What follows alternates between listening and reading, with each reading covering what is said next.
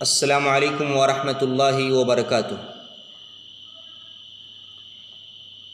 الحمد للہ الذی ہدانا لہذا وما كنا لنہتدی لولا ان ہدانا اللہ والصلاة والسلام علی اشرف الانبیاء والمرسلین اما بعد فقد قال اللہ تعالی فی القرآن الکریم اعوذ باللہ السمیع العلیم من الشیطان الرجیم بسم اللہ الرحمن الرحیم وَأَنكِحُوا الْأَيَامَ مِنكُمْ وَالصَّالِحِينَ مِنْ عِبَادِكُمْ وَإِمَائِكُمْ إِنْ يَكُونُوا فُقَرَاءَ يُغْنِهِمُ اللَّهُ مِنْ فَضْلِهِ وَاللَّهُ وَاسِعٌ عَلِيمٌ۔ سورۃ النور آیت نمبر 32۔ معزز و موقر ناظرین اور سامعین کرام، حمد و صلات کے بعد سورہ نور کی جس آیت کریمہ کی تلاوت کی گئی ہے، اس آیت کی مناسبت سے آج کے اس درس کا عنوان ہے نکاح کے لیے نیک خاتون ہی کا انتخاب کیوں؟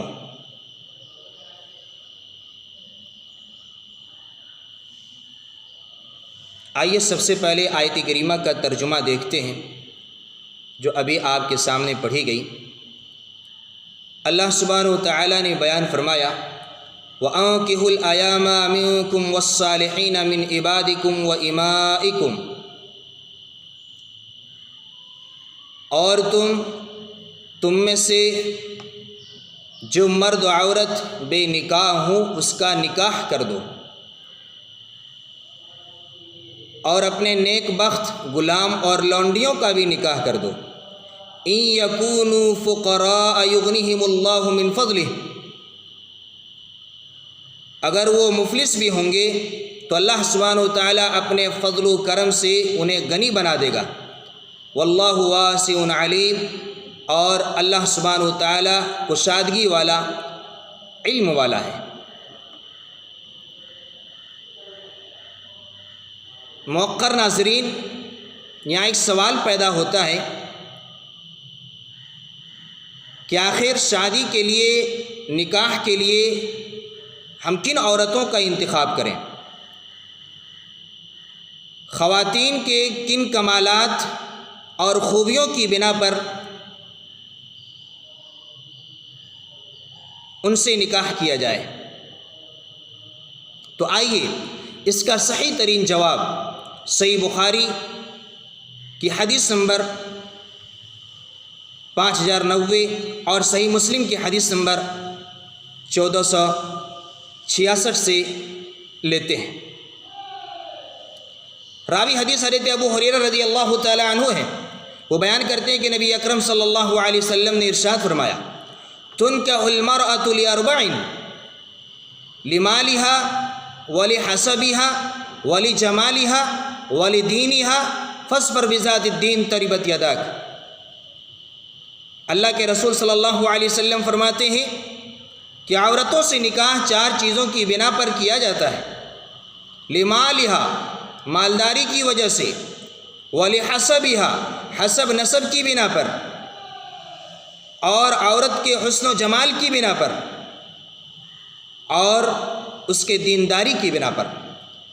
آگے اللہ کے رسول صلی اللہ علیہ وسلم بیان فرماتے ہیں فاصبر بذات الدین تربت یداک، تم دیندار عورت کا انتخاب کرو، دیندار عورت کو ترجیح دو، نیک چلن عورت کو ترجیح دو، تربت یداک، خوشحال رہو گے، زندگی بھر خوشحال رہو گے۔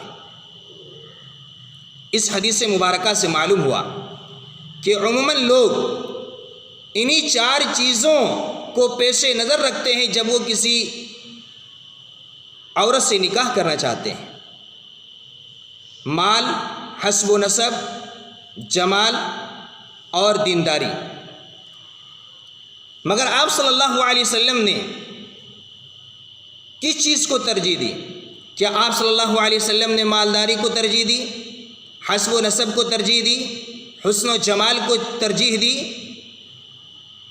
خوبصورتی کو ترجیح دی؟ نہیں۔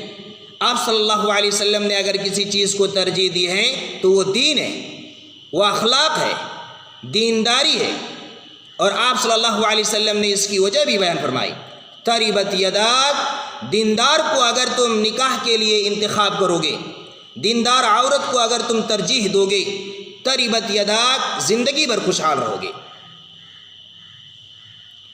لیکن اس کے برعکس ہم نے دینداری کو نظر انداز کر دیا، دینداری کو ہم نے ترجیح نہیں دی، اس کو کوئی اہمیت نہیں دی، اور بقیہ 3 چیزوں کے پیچھے بھاگ گئے، تو زندگی میں ہماری دقتیں اور پریشانیاں بڑھتی چلی جائے گی۔ آپ ایک لمحے کے لیے غور کریں تو آپ کو معلوم ہوگا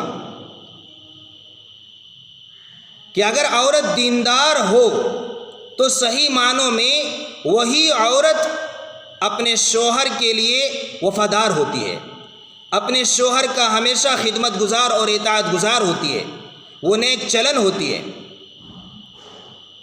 دکھ سکھ میں ہمیشہ شوہر کا ساتھ دینے والی ہوتی ہے، ہمیشہ وہ اپنے شوہر کے کمالات اور خوبیوں پہ نظر رکھنے والی ہوتی ہے، ان کی نگاہوں کے سامنے شوہر کو ذلیل کیا جائے تو وہ برداشت نہیں کر سکتی، نیکی اور بھلائی کے کاموں میں اپنے شوہر کا ہاتھ بٹانے والی اور تعاون کرنے والی ہوتی ہے۔ آپ سب کو تو یہ بات معلوم ہی ہوگی کہ آپ صلی اللہ علیہ وسلم کے اوپر جب سورہ علق کی ابتدائی چند آیتیں نازل ہوئیں، آپ گھبرا گئے، آپ ڈر گئے، ڈرے ہوئے، سہمے ہوئے، گھبرائے ہوئے گھر واپس آتے ہیں، اور صحیح بخاری کے حدیث کے یہ الفاظ ہیں، حدیث نمبر 3، لقد خشیت علی نفسی، آپ اس قدر گھبرائے ہوئے تھے کہ آپ صلی اللہ علیہ وسلم کہنے لگے مجھے تو اپنی جان کا خطرہ ہے۔ آپ صلی اللہ علیہ وسلم کی بیوی حضرت خدیجہ بنت خویلد رضی اللہ عنہا نے تسلی دیتے ہوئے اور آپ صلی اللہ علیہ وسلم کے کمالات اور خوبیوں کو آپ کے سامنے رکھتے ہوئے کہنے لگے کلا واللہ ما یخزیک اللہ ابدا، یقیناً ہرگز ایسا نہیں ہو سکتا، اللہ کی قسم اللہ آپ کو ضائع اور برباد نہیں کرے گا، آپ کو گھبرانے کی کوئی ضرورت نہیں ہے، کیونکہ آپ کی یہ کمالات اور خوبیاں ہیں۔ انک لتصل الرحم، آپ تو صلہ رحمی کرتے ہیں، وتحمل الکل، اور درماندوں کا آپ بوجھ اٹھاتے ہیں، بے سہاروں کا آپ سہارا بنتے ہیں، وتکسب المعدوم، آپ غریبوں، محتاجوں، لاچاروں اور بے بسوں کو کما کر کے دیتے ہیں، وتقرئ الضیف، مہمان نوازی میں بھی آپ خوب ہیں، مہمان کی میزبانی بھی آپ کرتے ہیں، وتعین علی نوائب الحق، اور حق کے معاملے میں، حق کے سلسلے میں آنے والے مصائب میں، تکالیف میں آپ لوگوں کو مدد بھی کرتے ہیں اور ان کا تعاون بھی کرتے ہیں۔ یہ ہے نیک عورت، یہ ہے دیندار عورت۔ اگر دیندار عورت کو آپ اپنے نکاح میں لائیں گے، زندگی بھر خوشحال رہیں گے، وہ آپ کے دکھ سکھ میں کھڑی ہوگی، آپ کا ساتھ دے گی، کندھے سے کندھے ملا کر چلے گی۔ یہ عورت، یہ بیوی کیا ہوتی ہے؟ یہ زندگی میں ہمارے اور آپ کے لیے گاڑی کے پہیے کی مانند ہے۔ اگر گاڑی کا پہیہ صحیح سالم رہا تو گاڑی چلتی رہے گی، اسی طرح اگر عورت دیندار رہی، اس کے اندر اخلاق ہے، اس کے اندر دین ہے، دینی تعلیمات ہیں، تو شادی کے بعد والی زندگی چلتی رہے گی، خوشحال رہے گی، آپ کی زندگی کی گاڑی کہیں نہیں رکے گی۔ لہذا اگر آپ چاہتے ہیں کہ آپ کی زندگی خوشحال رہے، آپ دیندار عورت کو نکاح میں لانے کی کوشش کریں۔ اللہ سبحانہ و تعالیٰ نے سورہ نور، سورہ روم آیت نمبر 21 میں بیان فرمایا وَمِنْ آيَاتِهِ أَنْ خَلَقَ لَكُم مِّنْ أَنفُسِكُمْ أَزْوَاجًا لِتَسْكُنُوا إِلَيْهَا وَجَعَلَ بَيْنَكُم مَّوَدَّةً وَرَحْمَةً، اور رب کی نشانیوں میں سے ہے کہ اس نے تمہاری جنس میں سے تمہارے لیے جوڑے بنائے، تمہاری بیویاں بنائیں، لِتَسْكُنُوا إِلَيْهَا، تاکہ تم وہاں سے سکون حاصل کرو، اطمینان اور راحت کی سانس لو۔ وَجَعَلَ بَيْنَكُم مَّوَدَّةً وَرَحْمَةً، اور اللہ سبحانہ و تعالیٰ نے تمہارے درمیان الفت و محبت اور ہمدردی کو قائم کر دیا ہے۔ اگر آپ چاہتے ہیں کہ آپ کی زندگی خوشگوار گزرے تو آپ نیک عورت کو ترجیح دیں۔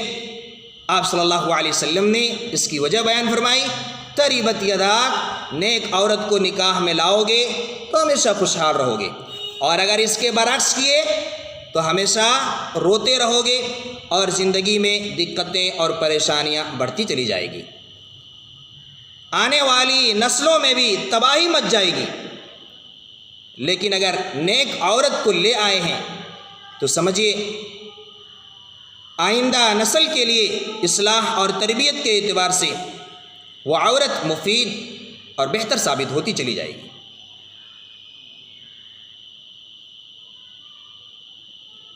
اگر عورت دیندار نہ ہو، اس کے اندر بدخلقی ہو، وہ بدچلن ہو،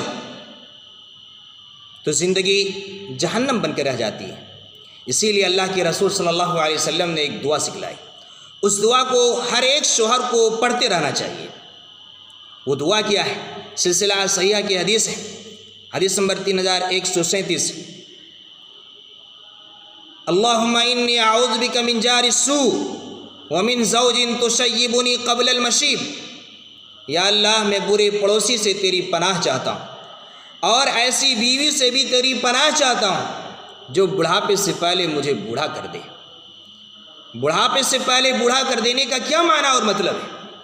اس کا معنی اور مطلب یہ ہے، شوہر عموماً گھر سے باہر رہتے ہیں، بچوں کے اخراجات اور ضروریات اور دیگر سامان دنیا کی ذمہ داری اس کے کندھے پر ہوتی ہے، دن بھر دوڑ دھوپ کرتے ہیں، شام کو تھکے ماندے واپس آتے ہیں، اور جب وہ گھر میں داخل ہوتے ہیں تو اس کی بیوی ایک گلاس پانی دینے کی بجائے اس کے حال احوال لینے کی بجائے کہاں تھے، کیا کر رہے تھے، کچھ کھائے یا نہیں کھائے، جس کام کے لیے آپ نکلے تھے وہ کام ہوا یا نہیں ہوا، ان ساری چیزوں کے بجائے الٹا اگر وہ بیوی شوہر کی خیریت لینی شروع کر دے، آپ کہاں رہتے ہیں، کیا کرتے ہیں، بچوں کا کبھی خیال نہیں کرتے، ہماری ضرورتیں آپ کو دکھائی نہیں دیتی، گھر میں فلاں سامان نہیں ہے، بیچارہ ابھی دن بھر کام کر کے آیا، تھکا ماندہ آیا، وہ سکون کے لیے آیا، آرام کے لیے آیا، اور یہاں آرام کی بجائے بے چینی اور بے قراری میں اور اضافہ ہو گیا۔ تو بتائیے یہ بوڑھا ہونے سے پہلے بوڑھا ہو جانے کی طرح ہے، آدمی بوڑھا ہونے سے پہلے ہی بوڑھا ہو جائے گا، وہ پریشان ہوگا۔ اسی لیے یہ دعا پڑھتے رہنا چاہیے، وَمِن زَوْجٍ تُشَيِّبُنِي قَبْلَ الْمَشِيبِ، یا اللہ ایسی بیوی سے بچا جو بڑھاپے سے پہلے بوڑھا کر دے۔ اسی طرح یہاں ایک نقطہ یہ بھی بیان کر دینا مناسب سمجھتا ہوں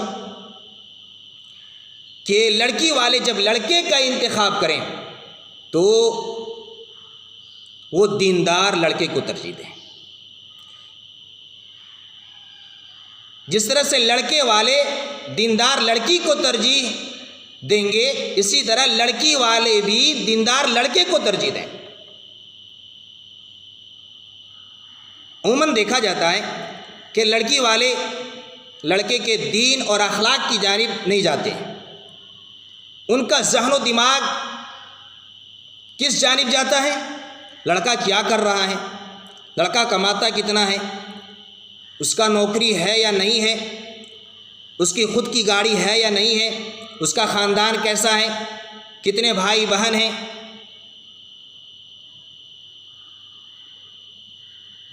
اکلوتا بیٹا ہے یا اس کے اور بھی بھائی ہیں۔ مختلف قسم کی سوچ اور ذہن رکھتے ہیں لوگ۔ اگر لڑکی والے دیندار لڑکے کو نظر انداز کر کے بے دین لڑکے کے حوالے کر دیں تو سمجھیے وہ رشتہ پائیدار نہیں ہو سکتا۔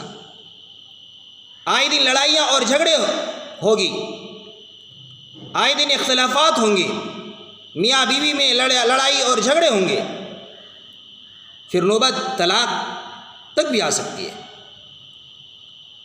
اور آئے دن فتنے کھڑے ہوں گے۔ اسی لیے اللہ کے رسول صلی اللہ علیہ وسلم نے بیان فرمایا، سنن الترمذی کی حدیث ہے، حدیث نمبر 1085، اذا جاءکم من ترضون دینہ وخلقہ فانکحوہ۔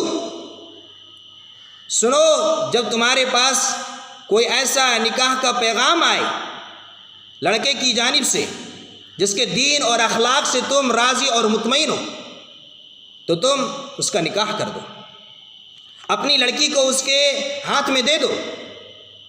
وَإِلَّا تَفْعَلُوا تَكُنْ فِتْنَةٌ فِي الْأَرْضِ وَفَسَادٌ، اور اگر ایسا نہیں کرو گے تو زمین میں فتنے ہوں گے، فساد ہوگا۔